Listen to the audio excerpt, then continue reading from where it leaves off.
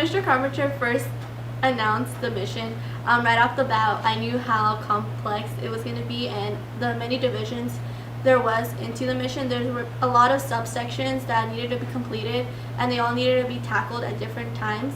And it was something that, as a team, we needed to work on together, because there wasn't only something that the manufacturers could do. It was something as a team that we had to build together, and it was a process where we each had to communicate. Each sub team had to communicate with each other in order to actually design robots that could complete the mission. And so, like, the mission itself was something that, like, united the team right off the bat. So brainstorming is one of the steps in the design process, and it's also one of the more beginning steps. So when Eclipse Technology started brainstorming, we still hardly knew each other or how we would work as a team. I was the chief scientist, so I was in charge of leading these brainstorm sessions. So I decided to take a lighter approach and just keep everyone like in a good mood while we were brainstorming. While some people didn't really want to stay super focused on the tasks, I just wanted to make sure everyone was having fun and enjoying their time. But during the brainstorming sessions, I tried my best to sort of learn everyone's personality, and that's one of the main things we learned during the brainstorming sessions, was how to work as a team. Because a lot of the times, some people had different opinions on other people's designs. So we basically just had to talk it out and make sure everyone felt like they were contributing to the overall design and work as a team. As for the robot itself, the design changed a bunch from our initial designs. We just basically kept encountering problems along the way. So basically, I feel like from the brainstorming sessions, what we really got out of it was learning more about each other more than the robot itself. From the get-go, we've realized that testing was important because we were making a lot of designs that we didn't really know if it was going to work or not. And so testing gave us that evidence that during mission day, these designs that we came up with will work and do as we planned it in our heads. DOG, go home. It's working out. Oh! Walk. Stop. Go home. Okay, so throughout the year, our team faced many difficulties. Our main difficulty was working with a group of 20 people throughout an entire school year. This was really difficult because some people's feelings got hurt and others just lost motivation. Another problem we faced was not knowing how to use the machines. We lost a lot of time and a lot of days and materials learning how to use the machines to make the product. Also, a lot of our team members didn't know how to CAD, so we had to find a way to CAD. But with this came the trouble of communication.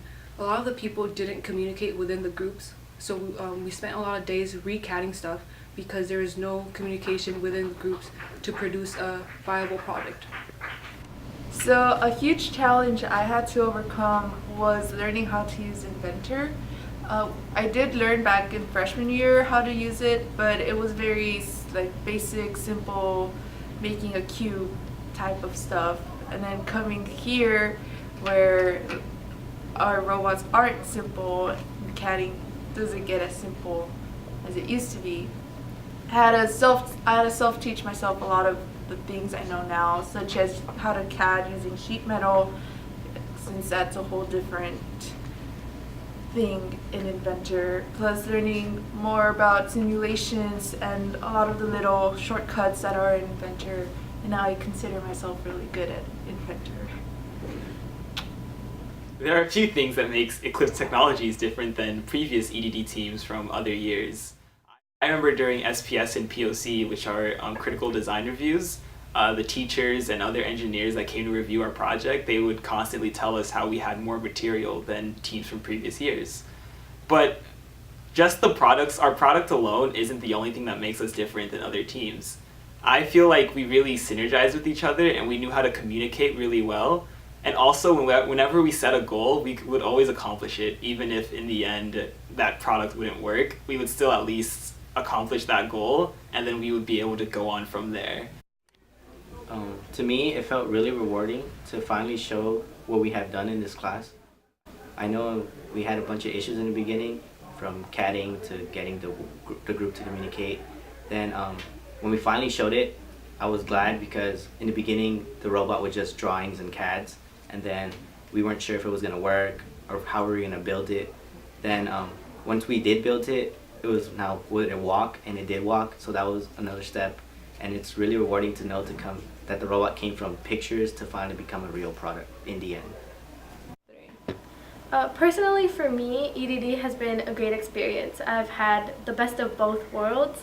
Not only I was allowed to be in the engineering side, but I was also allowed to go into the business world, since not only do we have to do all of these robots like from scratch and design these robots, we also have to fund for these. And my job was to make building the robot possible and not make each member from the team pay for it. So this year we decided to approach small companies, and we had to convince them of how we are capable of completing this complex mission. The reason we did outreach was because all of us here at Eclipse Technologies were inspired to pursue either engineering or business as our future. And we wanted to be that inspiration for the next generation.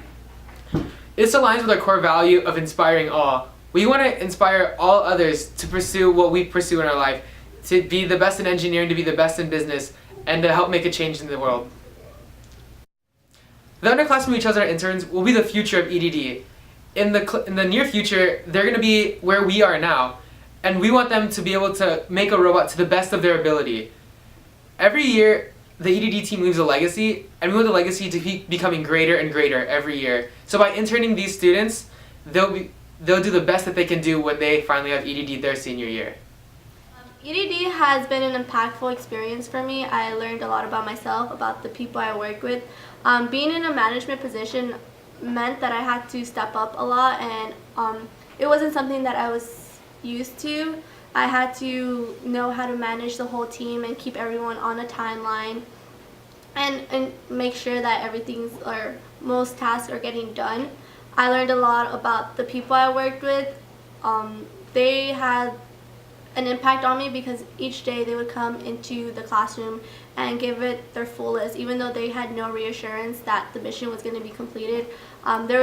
They had no reassurance that anything was going to be completed, but they still came in every day to give their fullest. And why do you continue running the program? The program seems to work. We've sent a lot of students to high-profile schools, and the students will come back after you go through an experience like this. And part of the thing that I'm into is that the students are fully empowered to do their project.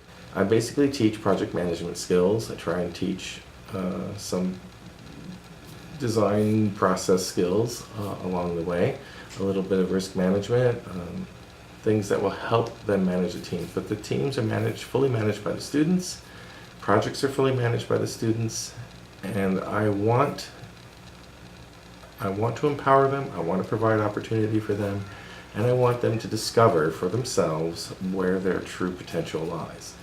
And so, in doing a project of this nature, managing a team of 20 people is no easy task. And along the way, the students not only learn about how to manage a project, but they learn how to manage people. They learn how to manage themselves. They understand their potential a little better. And it helps cement what their college choices are. It's not a bad thing to put on a resume because our projects are all senior college level projects at the least. So they're very complicated projects. Our students can handle them. The returning students who come back and visit me tell me that it was a great benefit to them in their college careers, and so I think it's a successful program, and so we continue to do it.